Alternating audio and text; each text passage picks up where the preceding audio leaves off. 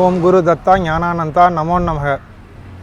நான் ஒரு 12 ஆண்டு காலமாக ஆன்மீகத்தில் ஒரு முக்திங்கிற நிலையை நோக்கி பயணிச்சுக்கிட்டே இருந்தேன். நான் போகாத கோயில் கிடையாது, சுத்தாட தலங்கள் கிடையாது. அப்படி என்னுடைய வாழ்க்கையில் 12 வருடங்கள் நான் பல தலங்களுக்கு சென்று ஆன்மீகத்தில் முக்தினா என்ன, முக்தி அடைகிறது எப்படிங்கிற ஒரே குறிக்கோளாக செயல்பட்டுக்கிட்டு இருக்கிறப்ப என் குருநாதருடைய தொடர்பு கிடச்சிச்சு. எனக்கு பல இடங்களில் பல தீட்சைகள், பல வழிமுறைகள் எல்லாமே கிடச்சிது. எல்லா தீட்சைகளும் வழிமுறைகளும் நான் பண்ணிட்டு வரையில் எனக்கு ஒவ்வொன்றுக்கான பயிற்சிகள் செய்கிறப்ப திடீர்னு ஸ்டாப் ஆகும்.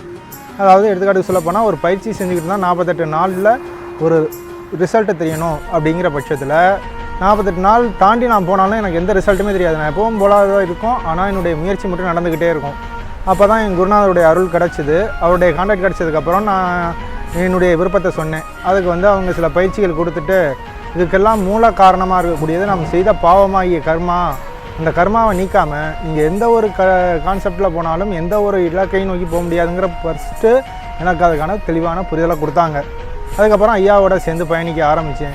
பயணித்ததுடைய விளைவு என்னென்னா, வெறும் முக்திக்காக மட்டுமே என்னுடைய வாழ்க்கையில் தேடிக்கிட்டு இருந்த என்னைய இன்றைக்கி ஒரு 3 மாவட்டத்துக்கு குருவாக்கி அந்த மக்கள் எல்லாருக்குமே நீ நல்லது பண்ணு. நீ வெறுமனமாக போய் முக்தி அடைஞ்சின்னா யாருக்கு என்ன பிரயோஜனம்? நீ போகிற போக்கில் பல ஊர் மக்களுக்கு பல பேருடைய வாழ்க்கையை மகிழ்ச்சி சந்தோஷமாக மாற்றி கொடுத்துட்டு நீ போய் முக்தி